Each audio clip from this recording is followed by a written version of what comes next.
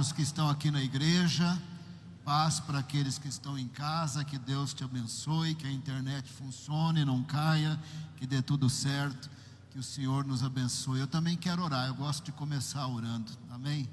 Quando eu não oro não é igual, gente, quando eu oro é diferente. Senhor, muito obrigado por esse período de oração no início do culto, obrigado pela oração da Márcia, oração da igreja. Continuamos na presença do Senhor, pedindo a tua bênção, aleluia, pedindo a alegria do Senhor, pedindo o teu Espírito Santo, pedindo a tua paz, pedindo o teu poder. Glorifica o teu nome através de nossas vidas. Obrigado pelo privilégio de te amar, de conhecer, andar nos teus caminhos. Muito obrigado. Agora, Senhor, visita o teu povo, é ceia, alegra o coração do teu povo, abençoa o teu povo. Senhor, dê esperança no coração daquele que está entristecido. Senhor amado, nós não somos de ferro. Quando tem doença na família, estamos tristes. Quando tem problema no trabalho, na família, estamos tristes. Mas nesta noite nós estamos confiando no Senhor e recebendo a tua bênção para a honra e glória do nome de Jesus, amém. O Senhor Jesus nas Escrituras, e de fato Ele é uma pessoa especial. A Bíblia falou de Jesus antes dele nascer, Ele é especial.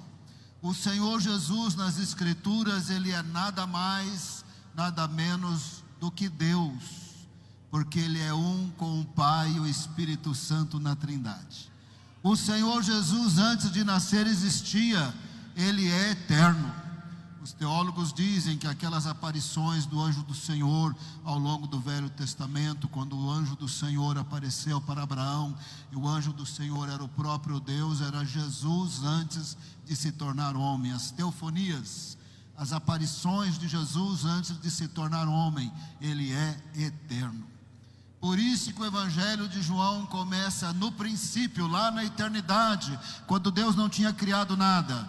No princípio era o Verbo, Ele existia. O Verbo estava com Deus, uma pessoa distinta, e o Verbo era Deus, porque Ele tem a mesma natureza divina do Pai e do Espírito Santo. Ele é Deus.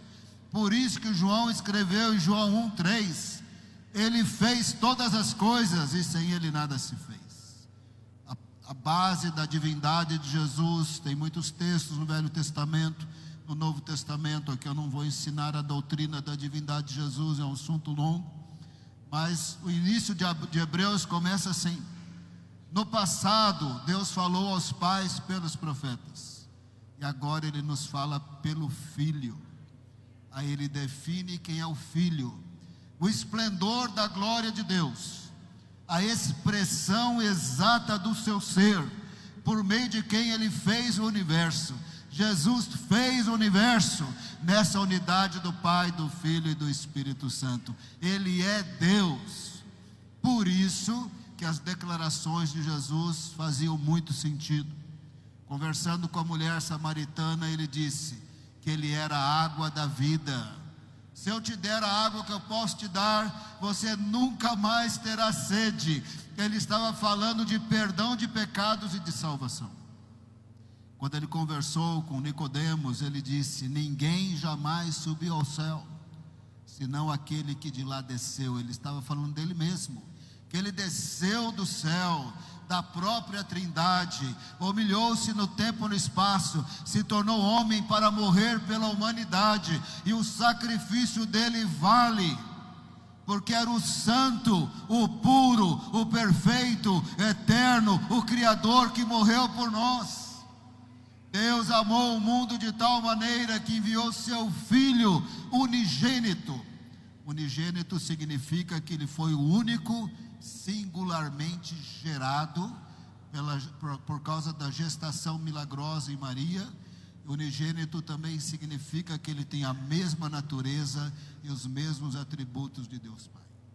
Então Deus amou o mundo de tal maneira que enviou seu Filho unigênito, singular, que morreu por nós ali na cruz. Por isso Ele também podia dizer para Nicodemos: Assim como Moisés levantou a serpente no deserto, é necessário que o Filho do Homem, um dos títulos do Messias, seja levantado na crucificação, para que todo aquele que nele crê tenha a vida eterna.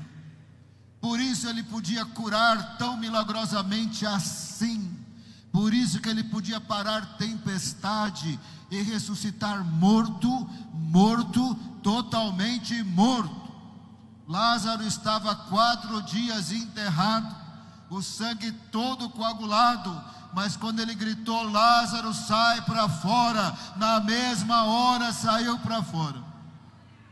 Ele é o Senhor, Ele é Deus, um com o Pai e o Espírito Santo, tornou-se homem para nos salvar.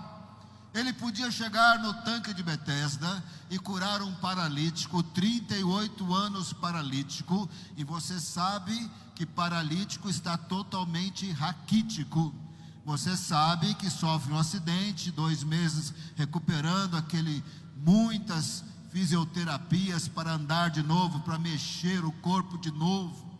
Mas em 1 segundo, o paralítico foi curado, levantou, tinha força nos braços, tinha força nas pernas, pegou o colchão e saiu andando. Ele podia dizer: meu pai trabalha e eu trabalho também. Ele podia dizer: o filho não faz nada sozinho, o filho trabalha com o pai na plenitude do Espírito Santo. Quem curou aquele paralítico foi o Pai, o Filho, o Espírito Santo, pois é assim que Jesus funciona: Pai, Filho e Espírito Santo por toda a eternidade. Ele podia falar como ele falou para 5.000 homens que cruzaram o mar da Galileia atrás dele, querendo fazer ele rei, numa perspectiva totalmente errada de reinado, querendo que ele destronasse o Império Romano, querendo que ele continuasse fazendo milagres, mas para libertá-los do Império Romano. E ali ele deixou claro que ele é o pão do céu, porque o Pai o enviou. Ali ele deixou claro que ele é o pão de Deus. O pão de Deus, ele disse, é aquele que desce do céu e dá a vida pelo mundo. Em João 6 ele também disse que ele é o pão da vida. Em João 6 ele também disse: eu desci do céu, não para fazer a minha vontade, mas a vontade daquele que me enviou. Em João capítulo 7, no final da festa dos tabernáculos, ele gritou: quem tem sede, vem a mim, beba. Quem crê em mim, como diz a Escritura, do seu interior fluirão rios de água viva. Ele estava falando da salvação dele e do Espírito Santo de Deus. Ele podia dizer: quem crê em mim não morrerá eternamente. Ele podia dizer: eu sou a ressurreição e a vida. Quem crê em mim, ainda que morra, viverá. Só Jesus pode salvar. Só Jesus pode dar vida eterna. Só Jesus pode batizar com o Espírito Santo. Só Jesus pode operar milagres instantaneamente. Só Jesus pode ressuscitar mortos. A palavra do Senhor está se cumprindo. Estamos nos aproximando da volta de Jesus, seja lá quando for. Quando eu digo estamos aproximando, eu quero dizer que se demorar 300 anos ainda está perto. A luz da eternidade ainda está perto. Eu não estou marcando a data, mas ele virá de maneira surpreendente. Ele virá com milhões de anjos. Ele virá com uma igreja que ressuscitou dos mortos, e uma igreja que foi arrebatada quase que no mesmo segundo, encontrando com o Senhor nos ares. Ele virá para julgar vivos e mortos, separar bode de ovelha, joio do trigo. Ele é o Senhor, o Salvador. Depois da festa dos tabernáculos, ele foi para o Monte das Oliveiras. Não está escrito tão claramente, mas a gente presume que a casa de Lázaro, Maria e Marta davam o apoio logístico para eles, mas não tinha cama para todo mundo, não tinha quarto para todo mundo. A Bíblia deixa bem claro que, estando em Jerusalém, eles dormiam ao ar livre no monte do Getsemane. A Bíblia deixa isso muito claro.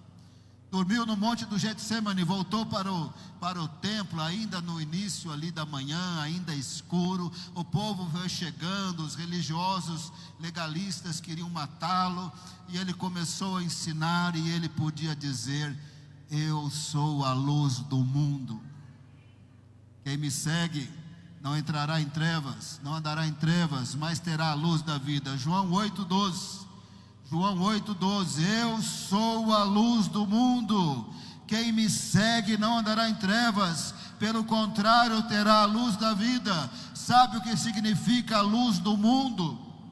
Significa que o mundo sem Jesus está nas trevas. Sabe o que essa figura de linguagem significa? Que a pessoa não conhece Deus, significa que a pessoa tem pecado e vai morrer nos seus pecados, significa que a pessoa não tem autoridade sobre demônios, significa que a pessoa não tem o Espírito Santo, ele está nas trevas, ele está nas trevas e continuará nas trevas e morrerá nos seus pecados, a menos que Jesus seja a luz dele. Ele é a luz do mundo. Significa que ele pode salvar pessoas de todos os povos, tribos, línguas e nações. Ele é o único que pode salvar. Nesse momento, os opositores de Jesus, aqueles judeus legalistas, é uma longa história, já queriam matá-lo desde o capítulo 5, nós estamos no capítulo 8. No capítulo 7 ele teve que chegar meio escondido, de secreto, na festa dos tabernáculos. Não vamos entrar nesses detalhes. No capítulo 8, os possíveis assassinos de Jesus já estavam lá, e eles falaram dentro da lógica, presta bem atenção. Eles falaram: na lei de Moisés, a palavra de uma única pessoa não significa nada, ele precisa ter duas testemunhas. O que o senhor está dizendo não é verdade, o senhor não tem testemunha. Por que nós vamos crer que o senhor é a luz do mundo? Jesus podia dizer assim: o que eu falo é verdadeiro, eu sei de onde eu vim, eu sei para onde eu vou. Vocês não sabem de onde eu venho. Não é porque eu sou homem, me tornei homem para morrer pelos pecados, que vocês sabem quem eu sou. Vocês não sabem de onde eu venho, vocês não sabem para onde eu vou. E ele podia também dizer: e meu testemunho é verdadeiro, porque não tem nada que eu faça sozinho. Quando eu falo, eu tenho o testemunho do Pai e do Espírito Santo. Quando eu curo com o Pai e o Espírito Santo. Quando eu julgo com o Pai e o Espírito Santo. Se tem uma coisa que Jesus é na Bíblia de maneira bem clara, ele é o juiz. Ele é o juiz. Quando ele se encontrou com os discípulos na Galileia, ele havia se encontrado com eles na Judeia, mas tinha um encontro muito importante na Galileia. Depois ia ter outro importantíssimo na Judeia novamente. Mas eles tinham que ir para Galileia. Só você ler o final de Mateus. Eles estavam no monte onde eles costumavam se encontrar. Jesus aparece para eles. Eles estavam esperando Jesus, porque tinha um encontro marcado lá. Jesus apareceu e disse: toda autoridade me foi dada no céu e na terra. Ele é o juiz. E ele disse que ele vai separar bode de ovelhas quando voltar. Ele é o juiz. Se vocês lembram mais ou menos, quando eu preguei ao longo de Apocalipse, essas pregações estão gravadas. Ele é o juiz em Apocalipse. Em Apocalipse, João estava chorando, porque ninguém era digno de pegar o manuscrito com 7 selos. Ele estava chorando, ninguém era digno, ninguém tentava, ninguém era voluntário. Deixa que eu abro. Todo mundo sabia que ninguém tem condição, anjo nenhum tem condição, aqui ninguém tem condição. E João foi desesperando, quem ia abrir o manuscrito? O anjo chegou para ele e falou: não chora, João, a raiz de Davi, um dos títulos de Jesus, porque ele é da descendência de Davi. O leão da tribo de Judá, porque ele é da tribo de Judá, e ele é o leão porque ele é o Senhor. a raiz de Davi, o leão da tribo de Judá. Ele é digno, ele foi morto, ressuscitou, ele está vivo, ele é digno, ele morreu para comprar com seu sangue pessoas de todos os povos, ele é digno. Em seguida, João viu o Cordeiro em pé no trono. No trono já estava Deus Pai, como descrito. No trono está o Espírito Santo, escrito pela linguagem figurada dos 7 Espíritos de Deus. Ele recebe o manuscrito. Em Apocalipse, a partir daí, quem que é o Senhor sobre os juízos de Deus, abrindo os 7 selos? Jesus, a raiz de Davi, o leão da tribo de Judá. Ele abre os 7 selos. Ele é o rei, ele é o Senhor, ele tem toda a autoridade, ele é o juiz. E no 7º selo, ele abre e começa as 7 trombetas, depois as 7 taças da ira do Cordeiro. Quem que é o Senhor, o juiz? Jesus. E ele estava falando: olha, eu posso falar porque eu sei de onde eu vim e para onde eu vou. Eu posso falar porque não tem nada que eu faça sozinho. Eu posso falar porque quando eu julgo, quando eu falo, o Pai julga comigo. João 8,14. João 8,14, acompanha aqui. Você perceber que eu não estou inventando outro evangelho. João 8,14. Ainda que eu dê testemunho a respeito de mim mesmo, o meu testemunho é verdadeiro, porque eu sei de onde eu vim e para onde eu vou. Vocês não sabem de onde eu venho, nem para onde eu vou. Verso 16. E se eu julgo, o meu juízo é verdadeiro, porque não sou só eu que julgo, mas eu e o Pai que me enviou. Jesus disse: quando eu julgo, eu não julgo sozinho. Eu julgo com o Pai, e podemos dizer por outros textos, e julga com o Espírito Santo. Quando Ele cura, quando Ele ensina, quando Ele ressuscita, Ele é um com o Pai e com o Espírito Santo. Nesse momento, Jesus está falando mais uma vez que Ele é um ser celestial, que Ele é um ser divinal. Ele está dizendo o que Ele veio fazer na terra. E Ele continua no assunto: vocês vão me procurar e não vão me achar. Pode rodar a terra inteira aí que você não vai achar Jesus. Quando Ele estava aqui, podiam procurá-lo e encontrá-lo na Galileia. Podiam procurá-lo lá na festa dos tabernáculos. Mas Ele disse: vai chegar um dia que vocês vão me procurar e vocês não vão me achar. Onde eu estou, vocês não podem ir. Sabe onde Jesus está? À direita de Deus Pai, na Trindade. Vocês vão me procurar, não vão me achar. Aonde eu vou estar, vocês não podem ir, e vocês vão morrer nos seus pecados. Sabe por quê? Porque o caminho, a verdade e a vida, só Ele salva. Ninguém vem ao Pai senão por mim. Ele é o Senhor, o juiz, o Salvador, o Criador, um com o Pai, o Espírito Santo na Trindade. E aí Ele continuou. Mais uma vez Jesus falou de sua origem celestial, divinal. Ele disse: vocês são aqui de baixo, eu sou lá de cima. Vocês são desse mundo, eu não sou desse mundo. Se vocês não crerem que eu sou o Eterno, o Criador, vocês morrerão no pecado de vocês. Verso 23, acompanha comigo. Jesus lhes disse: vocês são aqui de baixo, eu sou lá de cima. Vocês são deste mundo, eu deste mundo não sou.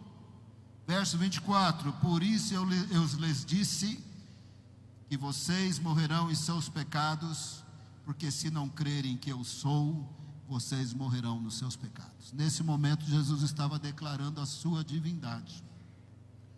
No contexto judaico, eu sou, muita atenção agora, porque agora exige conhecimento bíblico para entender a Bíblia. Então, quando essa expressão eu sou, refere-se à divindade de Jesus, porque quando Deus se manifestou para Moisés, falou para Moisés falar para Faraó: libera aí 600 mil escravos. Deus quer que libera. Moisés achou que estava difícil essa tarefa, não queria de jeito nenhum enfrentar o faraó. O Senhor foi insistindo, e ele mais ou menos pensou assim, né? As divindades têm nome, as divindades têm estátua, as divindades fazem isso e aquilo. Eu estou ouvindo voz aqui no deserto, o que eu vou falar para o faraó? Perdoa, mas qual que é o nome do Senhor? Deus respondeu: eu sou o que eu sou. Ele é o eu sou. Lá no hebraico, por muitos séculos, eles tinham somente as consoantes, eles não tinham as vogais. As vogais foram colocadas 9 séculos depois de Jesus, é chamado texto masorético. Então eles não tinham as vogais, mas os escribas que faziam as cópias, eles tinham o texto decorado, eles sabiam as pronúncias. Mas nessa hora o eu sou eles não pronunciavam, e eles perderam a pronúncia. Mas conseguia perceber pelas consoantes que tinha a ver com o verbo ser. E eles entenderam o que significava que Deus é o eterno.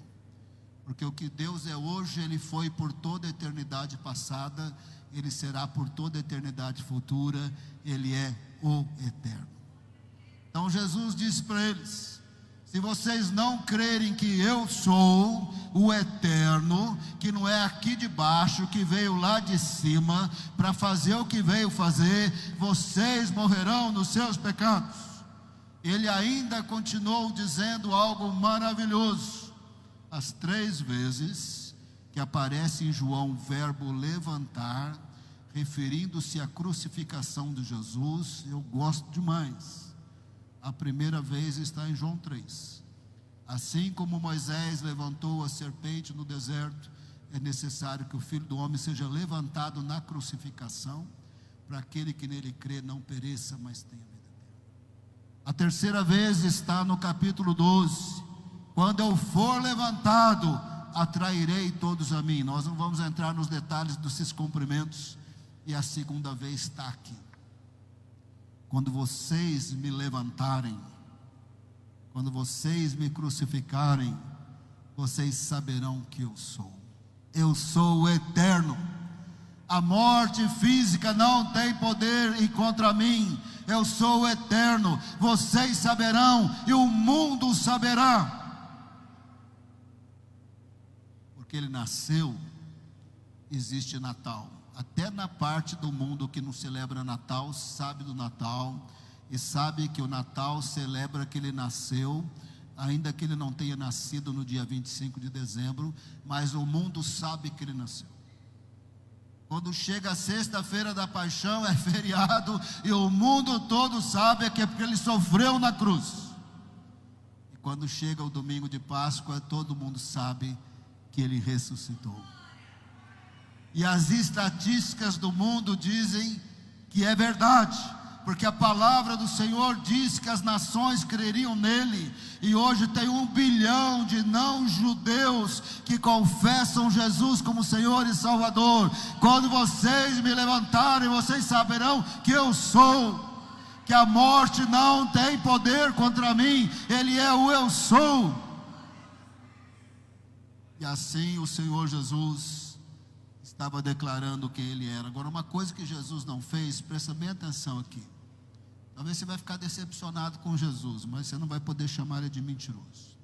Uma coisa que Jesus não fez, Ele não pregou a mensagem barata, fácil. Ele pregou, inclusive, que é difícil.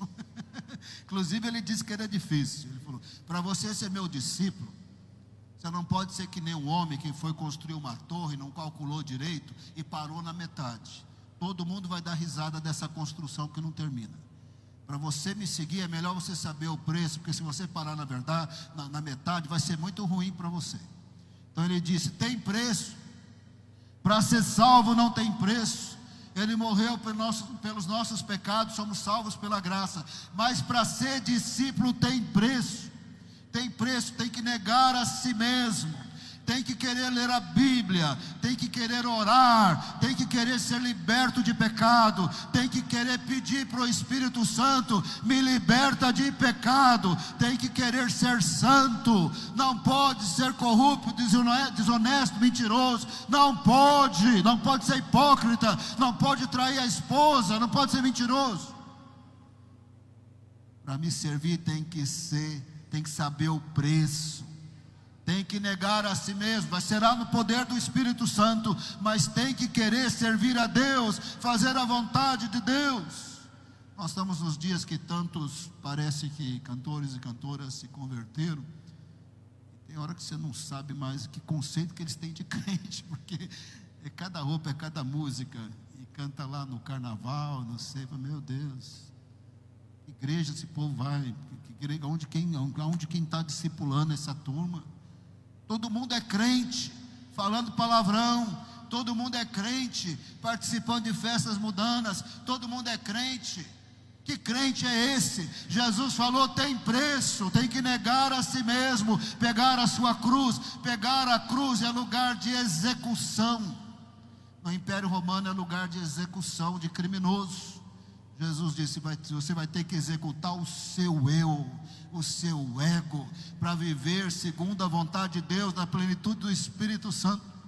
Naquele momento tinha gente assim, olha, ele não é o Messias, e queriam matá-lo. Tinha gente, ele é o Messias.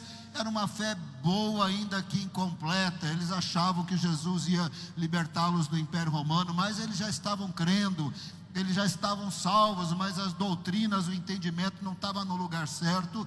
Quando Jesus disse, para ser o meu discípulo tem que permanecer nas minhas palavras, e conhecereis a verdade os libertará. Jesus não disse, não vamos confundir as coisas, eu vou falar bem claro aqui, é muito importante frequentar a igreja. Inclusive hoje eu falei para você que até Noé estava feliz, ele venceu a chuva. Eu falei, tem chuva, mas vem no culto. Tem chuva, mas vem no culto. Vir à igreja é importante, ler a Bíblia é importante. Quem salva é Jesus. Você pode frequentar uma igreja e nunca abrir seu coração para Jesus. Você pode ter 200 mil cultos na sua casa e nunca se entregar para Jesus. Quem salva é Jesus. Salvador é Jesus. Então ele disse em João 8:31, João 8:31, se vocês permanecerem na minha palavra, são verdadeiramente meus discípulos, e conhecereis a verdade, verso 32, e a verdade os libertará. Pensa num verso que o pessoal gosta em Brasília, lá no Senado, volta a mês, fala, conhecereis a verdade os libertará. Chega no Congresso, conhecereis a verdade os libertará. Os ministros do STF, a quem nós respeitamos, de vez em quando falam lá lendo lá a documentação deles lá de ministros, de juízes que eles são, conhecereis a verdade os libertará. Todas essas citações estão fora de contexto.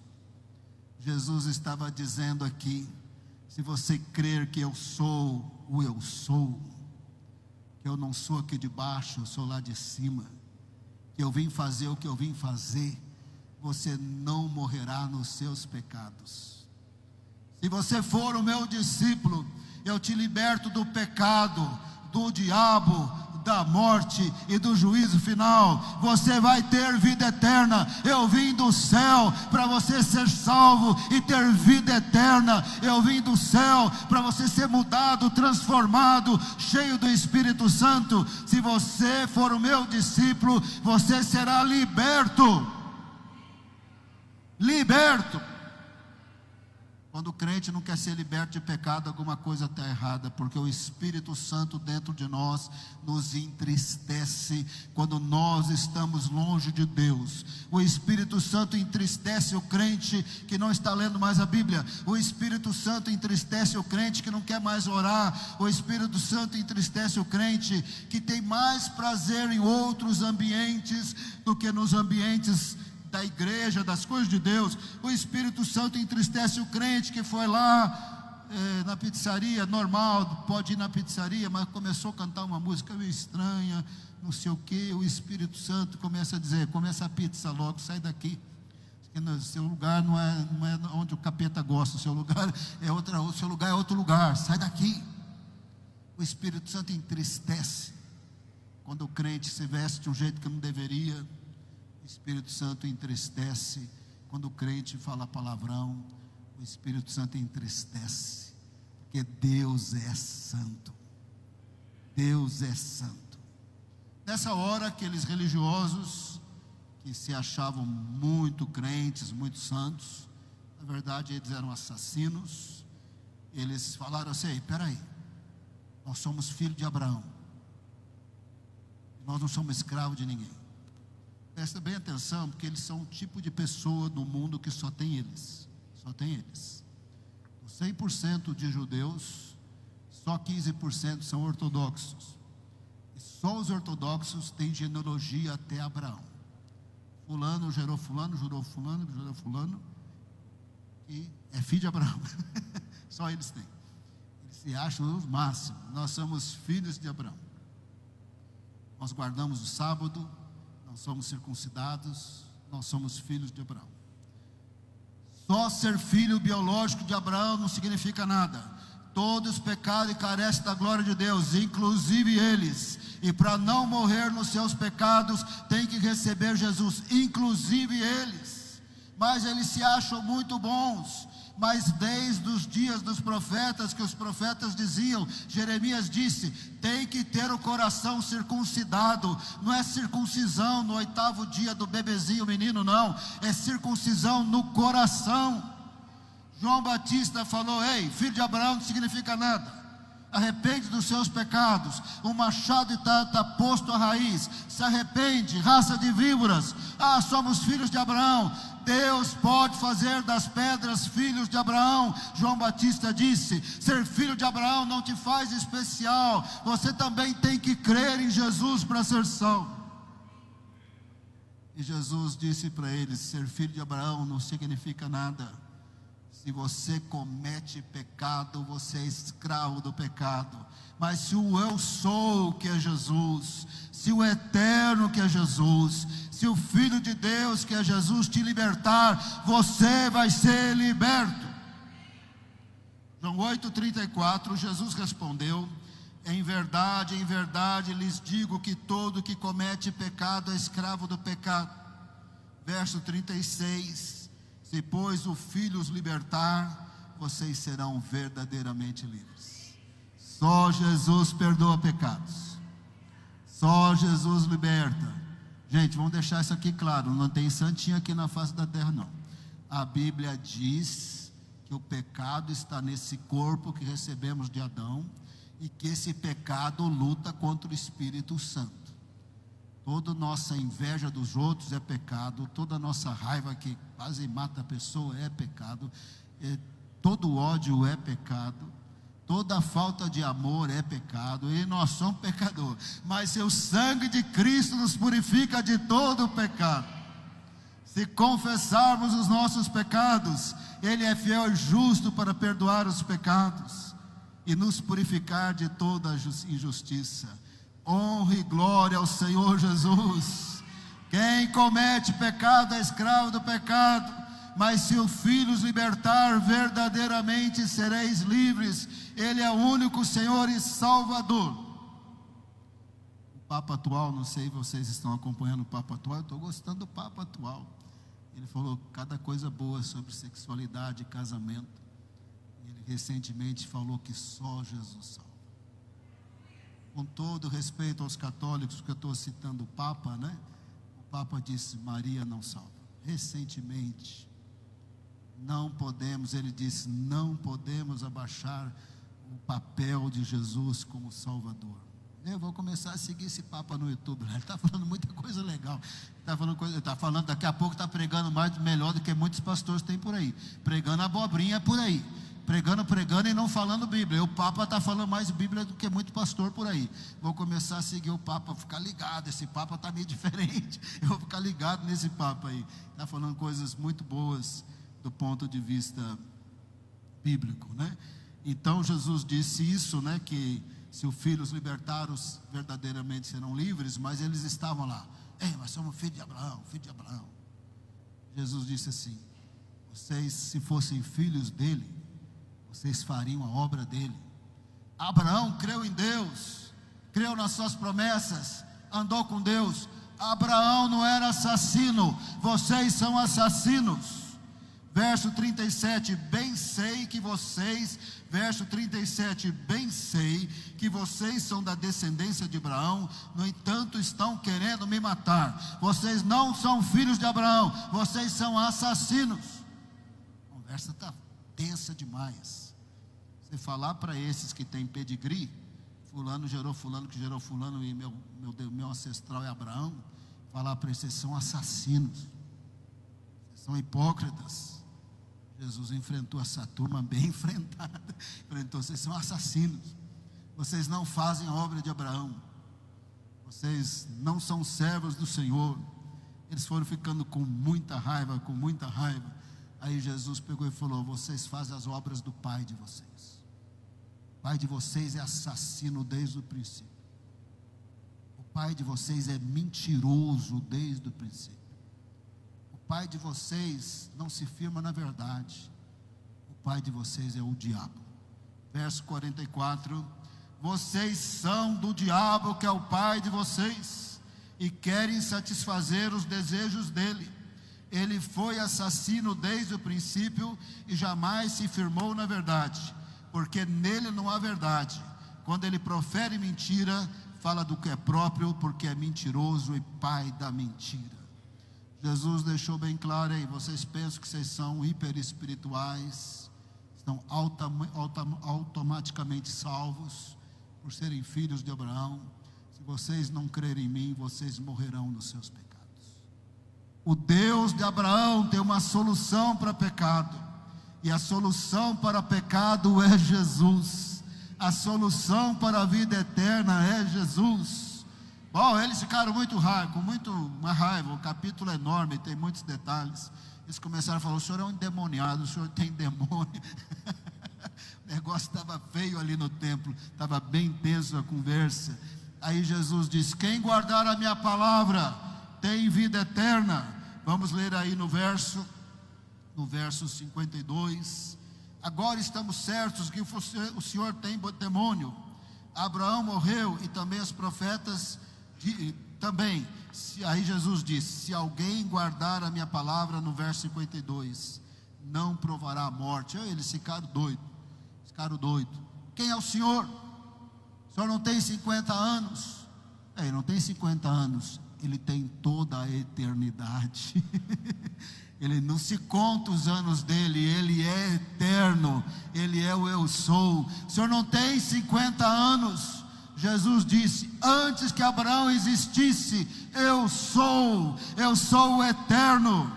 Verso 58, em verdade lhes digo, que antes que Abraão existisse, eu sou. Ele é o eu sou, ele é o Salvador. Ele não faz nada sozinho, ele só faz junto com o Pai e com o Espírito Santo. Quando ele dá testemunho de si mesmo é verdadeiro, quando ele ensina é verdadeiro, quando ele cura é verdadeiro, quando ele batiza com o Espírito Santo é uma ação da Trindade. Quando ele batiza com o Espírito Santo é uma ação da Trindade. Quando ele ressuscitar os mortos, será uma ação da Trindade, porque ele existe na Trindade. Ele é o eu sou, porque o eu sou é Pai, Filho e Espírito Santo. Só ele salva, só ele perdoa pecados, só ele derrama do Espírito Santo. Aleluia. E ele disse, vocês vão celebrar a ceia. Vocês vão celebrar a ceia. Ele partiu o pão e disse, este é o meu corpo que é dado por vocês. Ele desceu do céu para morrer em nosso lugar. Ele sabia que ia ser morto, e ele não fugiu da morte. Quando chegou a hora, ele não fugiu da morte, porque ele veio morrer pelos nossos pecados. Se você ler a paixão de Cristo e todos os eventos ali, até Pilatos sabia que não tinha como matar Jesus. Ele disse, eu vou lavar as mãos. Mas aí, por causa da pressão, ele mandou açoitar Jesus e crucificar Jesus. Mas ele sabia que não tinha base. Mas Ao crucificarem Jesus, até sem entendimento, eles cumpriam a palavra de Deus, que Ele de maneira voluntária ia morrer pelos nossos pecados, para nós não morrermos os nossos pecados. Ele disse: ninguém tira a minha vida, eu a dou, eu a tomo de volta. De maneira voluntária Ele morreu por nós e ressuscitou no terceiro dia. Ele está vivo, Ele é o Senhor e o Salvador. Ele pegou o cálice, é bem profundo, ele disse: este cálice é a nova aliança no meu sangue. Nova aliança em Jeremias e Ezequiel é a aliança em que o povo se torna povo de Deus. Agora, pelo Espírito Santo, ele imprime a vontade de Deus e a lei de Deus no coração das pessoas, porque Deus vem habitar dentro de nós. Ele é o Senhor e o Salvador. E Ele disse para nós celebrarmos a ceia, porque Ele é o Senhor. Abaixe a sua cabeça onde você está. Nesse momento todos nós vamos orar, os diáconos, o louvor, todo mundo vai orar nesse momento. Com os olhos fechados, onde você está, todos nós devemos orar. Ele é o eu sou. Ele disse: vocês são aqui de baixo, eu sou lá de cima. Vocês são desse mundo eu não sou. Se vocês não crerem que eu sou, vocês morrerão nos seus pecados. Mas nós somos aqueles que não morreremos nos nossos pecados, porque nós cremos que Ele é o eu sou. Ele é o Filho de Deus, que tornou-se homem e morreu pelos nossos pecados. Ele nos convida para tomar a ceia. É uma instituição, é uma cerimônia ordenada por Ele, é simbólica de que Ele morreu por nós ali na cruz. Aí onde você está, os diáconos e o louvor e todos nós, agora é hora de oração silenciosa. Aonde você está, meu irmão, se tiver alguma coisa aí no seu coração te incomodando, um pecado, confesse esse pecado. Se você recebeu Jesus, o sangue dele te purifica de todo pecado. Nós não estamos falando aqui como pessoas santas aqui nessa terra. Todos nós temos o pecado militando contra o Espírito. Todos nós temos que confessar pecado, inclusive o pastor que está falando aqui. Se você tem aí dentro de você, nesse momento, um incômodo, uma consciência culpada, confesse esse pecado. Eu vou te dizer para você: e não aceite mais a consciência culpada, porque o sangue de Jesus te perdoa de todos os pecados. Nesse momento, confessa o pecado, receba o perdão, porque Jesus morreu por você. Agradeça a salvação de Jesus. Você é dele, você não morrerá nos seus pecados, você é salvo por Jesus. Ele veio te dar vida eterna. Tendo confessado o seu pecado, eu vou orar por vocês. O louvor pode vir então, enquanto o louvor estiver louvando, e nós vamos louvar junto com o louvor. Podemos ficar em pé para louvar junto com o louvor. E aí os diáconos vão distribuir os elementos.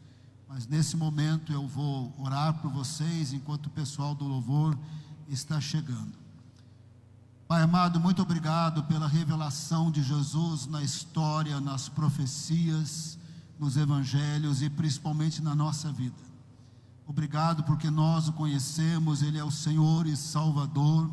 Nesse momento, Pai, eu oro para que a teu povo, a tua igreja, seja tocada pelo teu Espírito Santo. O teu povo saia dessa igreja com o coração leve, com paz, com alegria, na certeza que em Jesus estão perdoados e são teus filhos, e que junto com o Senhor, com a tua presença, com o teu Espírito Santo, possam tomar a ceia com alegria, e possam louvar o Senhor com alegria. Oramos, Pai, em nome de Jesus, amém. Enquanto o louvor ministra, vocês recebem os elementos, e aí vamos tomar a ceia juntos.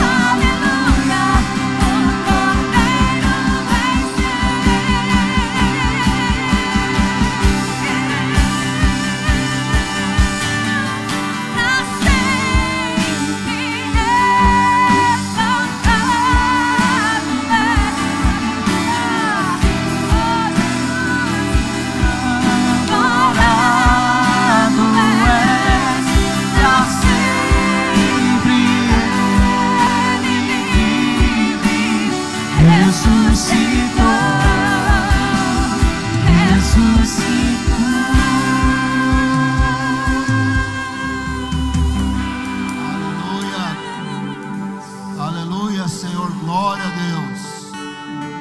Jesus disse: vocês são aqui de baixo, eu sou lá de cima. Vocês são desse mundo, eu desse mundo não sou. Se vocês não crerem que eu sou, morrerão nos seus pecados. Ele também disse: esse é o meu corpo, que é dado por vocês. Façam isso em memória de mim. O eu sou morreu por você. O eu sou veio lá do céu e morreu por você. Isso é o meu corpo que é dado por vocês. Façam isso em memória de mim. Pode tomar esse pão agora, com todo louvor, toda gratidão. O eu sou morreu por você.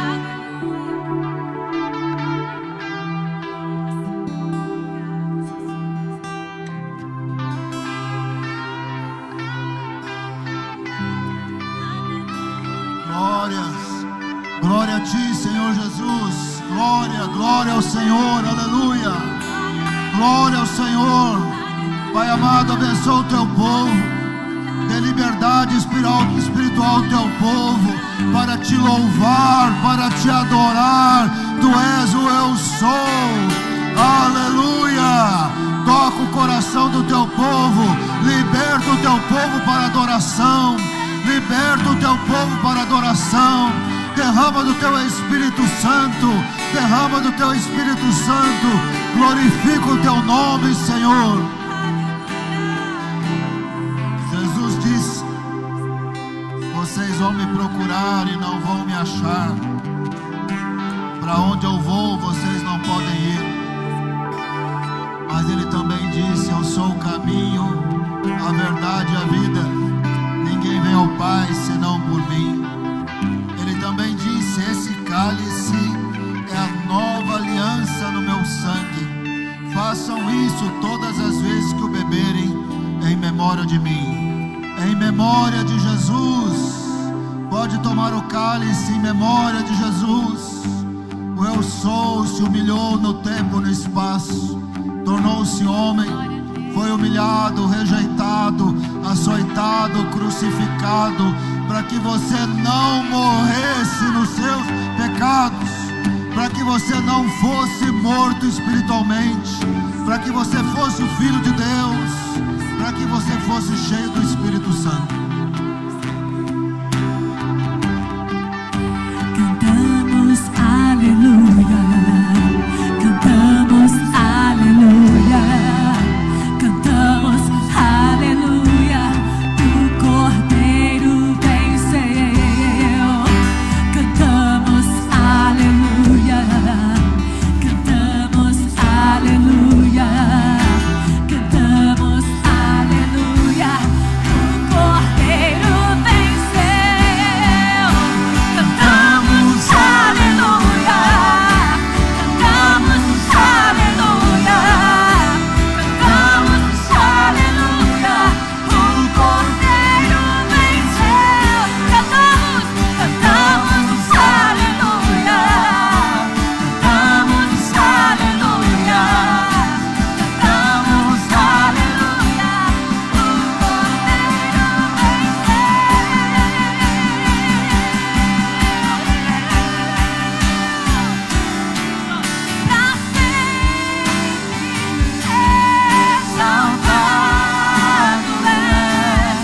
Pra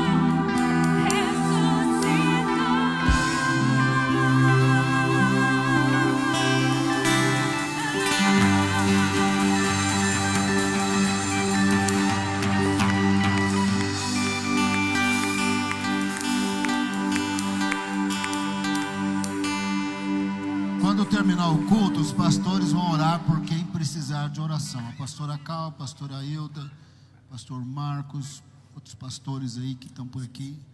O Orance vai orar também. Se você precisar de oração, não sai da igreja sem pedir oração. O Senhor está aqui, nós estamos reunidos no nome dEle.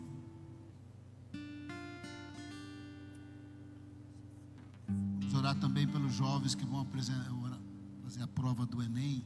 Ficam nervosos, mas vão ser abençoados. Aleluia. Vamos orar por eles. E terminando o culto, se você precisa de oração, vem aqui. Se o irmão Bob tiver agenda livre, ele vai pregar amanhã cedo aqui com a sanfona e tudo. Amém, irmão Bob? Não tem agenda livre? Paciência, irmão. Uma hora dessa você prega aqui. Vem terminando o culto, precisar de oração, vem para frente. Queremos ungir também os enfermos. Amém. Vamos orar pelos jovens que vão fazer a prova do Enem. Pai amado, colocamos os jovens na Tua presença. A vida no Brasil é dura, Senhor. Pagar faculdade não é fácil. Pagar convênio médico não é fácil. Abençoa os jovens crentes do Brasil inteiro. Abençoa os jovens que temem o Senhor. Que haja uma graça do Senhor na hora do exame. Que haja uma graça do Senhor, que eles estejam calmos, que o Espírito Santo faça lembrar de fatos, datas, raciocínios lógicos. Abençoa os jovens para tirar uma boa nota no Enem, para que eles sejam que nem José no Egito, que nem Daniel na Babilônia. Nós abençoamos os jovens no poderoso nome de Jesus. A graça de Jesus, o amor de Deus e a consolação do Espírito Santo sejam conosco desde agora e para sempre. Amém. Lembra dos pães caseiros, lembra da cantina, lembra de cumprimentar os irmãos, lembra de dar glória a Deus, glória a Jesus. Aleluia, aleluia. E se você precisar de oração, vem para cá, os pastores vão orar por você. Amém. Se você precisar.